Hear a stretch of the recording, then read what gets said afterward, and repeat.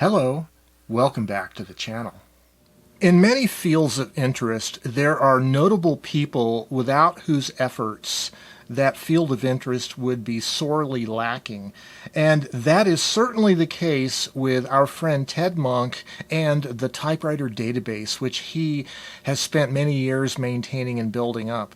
In today's video, I'd like to show you how you can get involved in the typewriter database and specifically about how to upload the information about your typewriter collection to the typewriter database to be a typewriter hunter. Stay tuned. So I have enlarged my collection of typewriters in the last few weeks to two more typewriters, the Underwood Universal U.S. Navy typewriter that I had a video about. I'll put a link down below. And this most recent video was about this Royal Arrow. And in both of these typewriters, I've already uploaded the information about these into the typewriter database, but I'm going to go ahead and re-upload or simulate uploading the information about the Royal Arrow to show you the process of how you do it.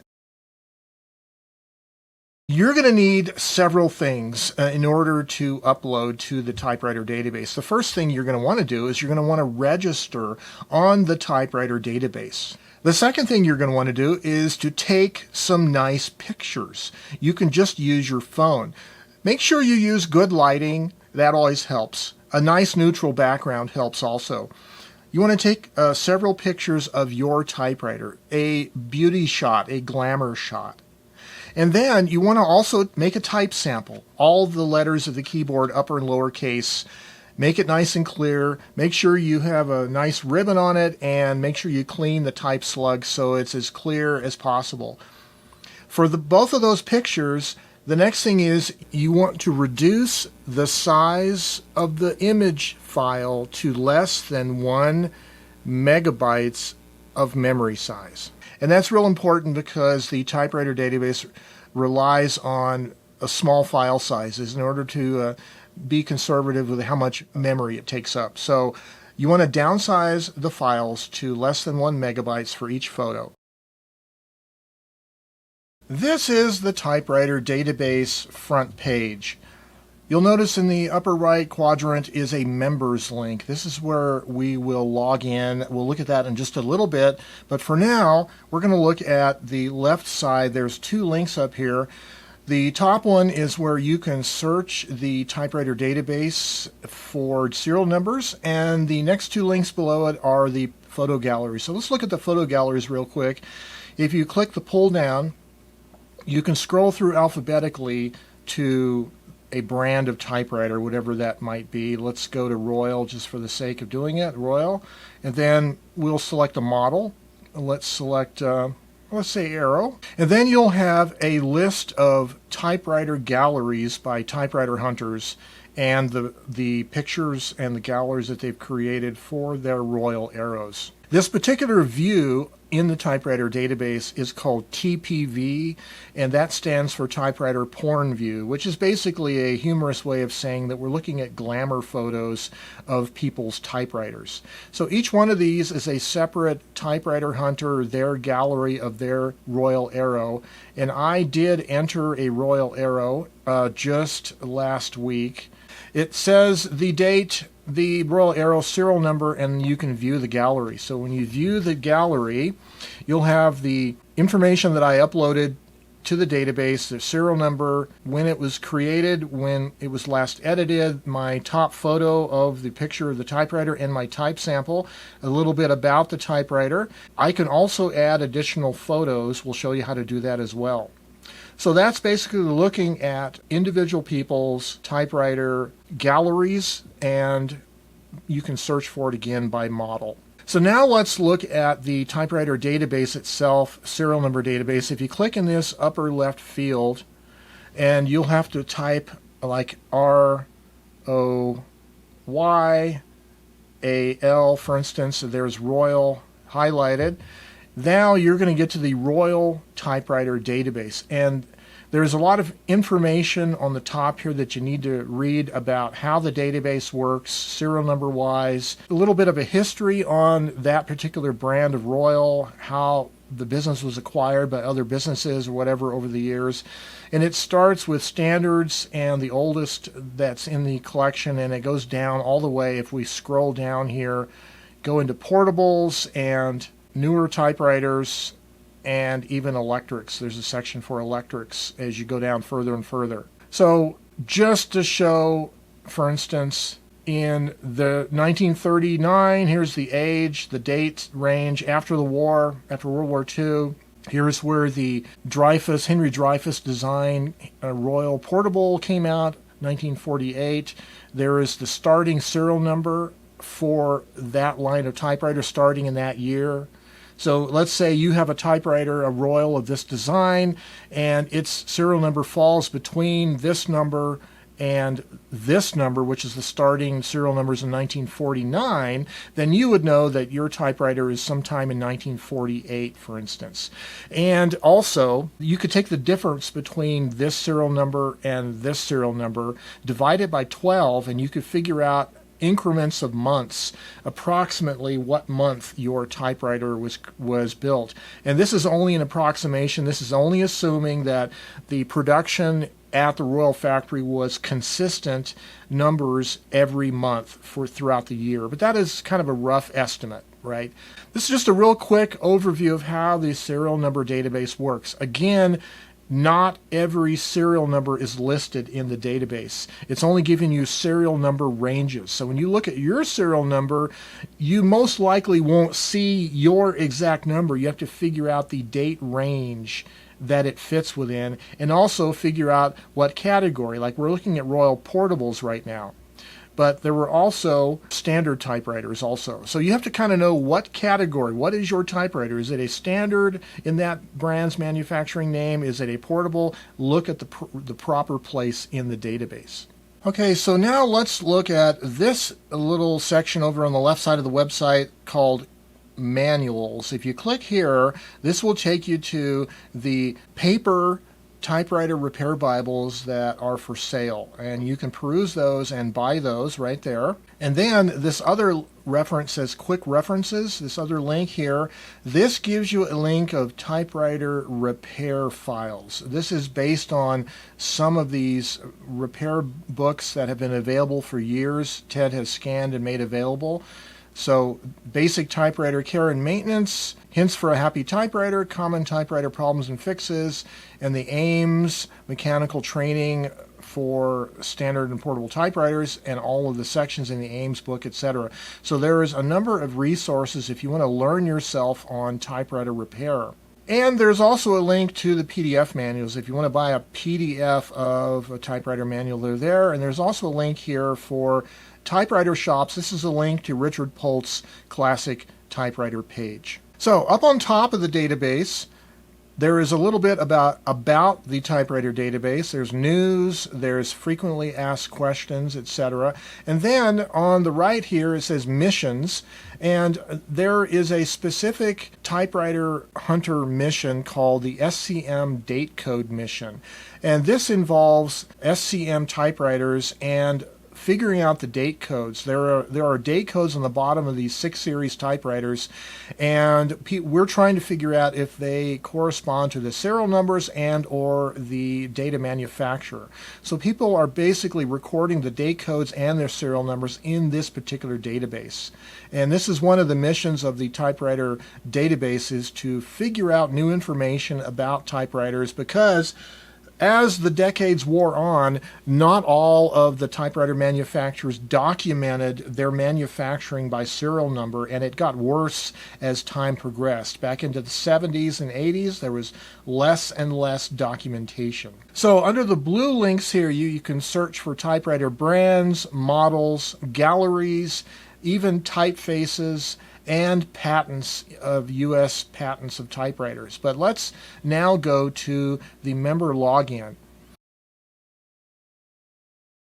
And you can create an account right here.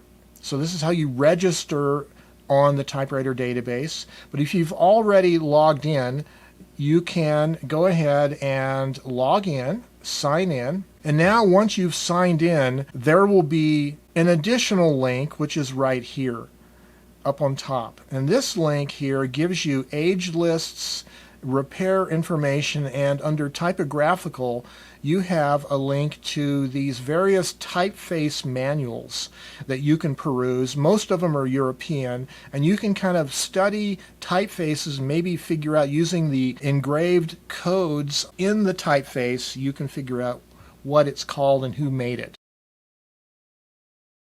Okay, so from the front page of the typewriter database, if you go to About here in the upper left and the typewriter database FAQ, frequently asked questions. So when you first sign up to become a member, you're just a member, and your membership is validated through a message in your email. However, there's very little extra stuff, extra privileges you have as a basic member. What you want to do to be able to have a typewriter gallery and all that is become a typewriter hunter. And there is a procedure listed here in the FAQ on how to sign up to become a typewriter hunter. And this procedure Ted created in order to filter out spammers and bots. So just follow the procedure here under the frequently asked questions to sign up to become a typewriter hunter, and then you can start creating your own typewriter galleries. Okay, once you've logged into the database, if you click on Members and go to Your Account on the upper right here, you have a list here of the description of yourself as a typewriter collector. You can include links to your blog or whatever, your website here under Create Link. You have a list of all your typewriter galleries. There's a list here of 65 of mine. You can also download a CSV file of your collection. This is a comma-separated values file that you could use in like a database or some other application. This is also the Embed tab, gives you code, HTML code that you can use in other websites like your blog or whatever to link to your gallery here on the database. And then the Change Your tab, you can change your avatar with your picture, change your email address, change your password. So this is how we are going to create a new gallery for a typewriter. So if you click on the members, you've already logged in. There's a link here of your typewriter galleries. Here is a link of favorite galleries that you like. And then this one, New Typewriter Gallery. We're going to click on this one. New Typewriter Gallery. This is how you register your typewriter. First of all, in this link, there is a pull down. Do you own the typewriter? Is it in your collection?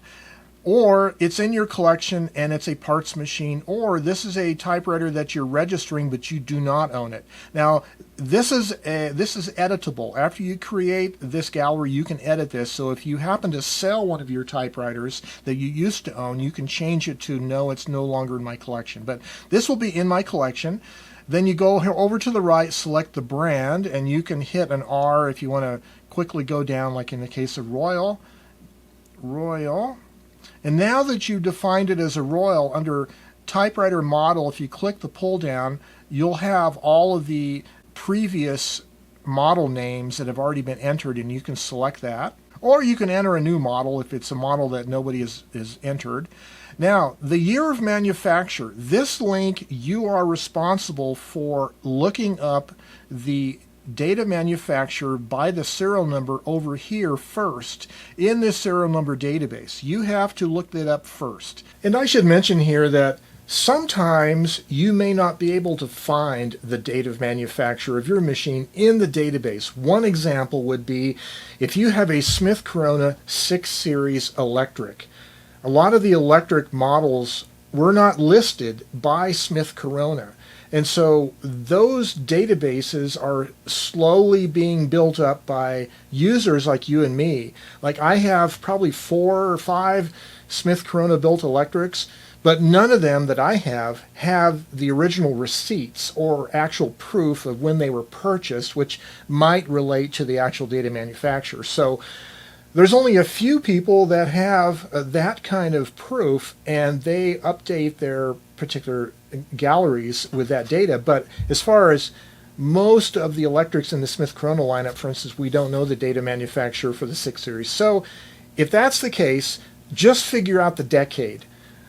1960s, 1970s, in the case of 1960s, just put 196X. In 1970s, 197X. And then In the future, if new data arrives that enables us to know what the data manufacturer, and Ted can go back in and fill those in with the actual dates. And I've already done the research, and I know that this is a 1952. And the serial number is going to be CG-.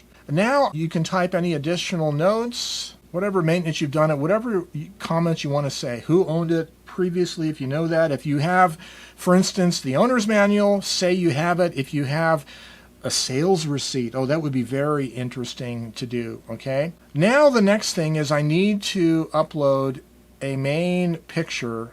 So I've found the image that I want to upload. It's here, and you'll notice the file size, 970 kilobytes. It's just under 1 megabyte file size. That's what I need. I'm going to select that for the upload to the gallery. Then I'm going to click on this typeface specimen sample, and I'm going to go to my other folder that has typeface samples. Here's the roll arrow. Again, 833 kilobytes. It is less than 1 megabyte in file size. That's good. Click upload. And now that I've uploaded both of those, I will hit create gallery. And here is my gallery. There is the front picture that I've uploaded. Here is the typeface specimen. And if I need to, I can also upload additional gallery pictures. So I wanted to show you also that if I go to my typewriter galleries, so if you click on your typewriter galleries, you'll have all the list of typewriters. Now I currently have 65 of them in my gallery listing here, but I only have 50 typewriters physically in my possession. So the other 15 were typewriters that I no longer have, and I've changed the status of them in the database. But you have all of the typewriters are listed here. Then you have my collection, parting out, so you can designate certain typewriters as parts machines, and then you have my sightings. So you saw a typewriter somewhere, you took pictures of it, you recorded the serial number, you can record it as a sighting. There's also a points system. It's kind of a fun thing that Ted created that people can kind of competitively have a points rating on how much they've been involved in the typewriter database. Okay, we're currently looking at the TPV view, typewriter porn view, but there's also two other views here. If you hover over GRD, it's grid view, and SRV is serious research view. So GRD, we'll click on that. So grid view gives a list of the most recently edited typewriter galleries in a grid format. Then if you click on Serious Research View, this gives you the ability to do more serious research, like in terms of filtering and searching, etc., etc. Let's go to the Galleries tab here. And I am currently in the SRV mode, Serious Research View, and I'm going to search here for Antares, which is a brand of typewriter. I'm going to come up with a number of hits here. You notice Antares, there's an Underwood parentheses Antares, but you'll notice like this one just says Underwood 18. If we click on the picture and we go down and read the description, you'll see that eventually in this description it says it resembles the Antares Parva Compact.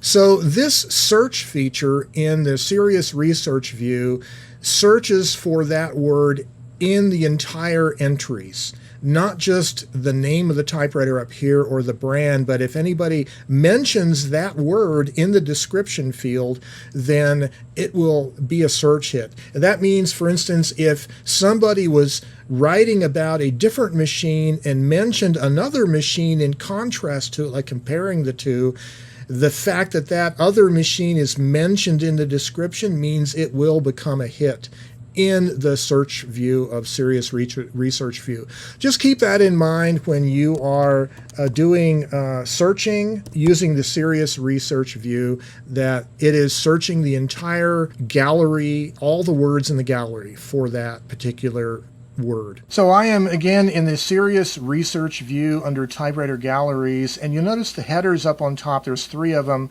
There's this little arrow, down arrow symbol on each column. So here you can search, you can order the search by date, by gallery name, and by the name of the typewriter hunter himself. And also up here, the search field gives you a wide variety of things to search for. So once you've created a gallery for your typewriter, you can edit the gallery.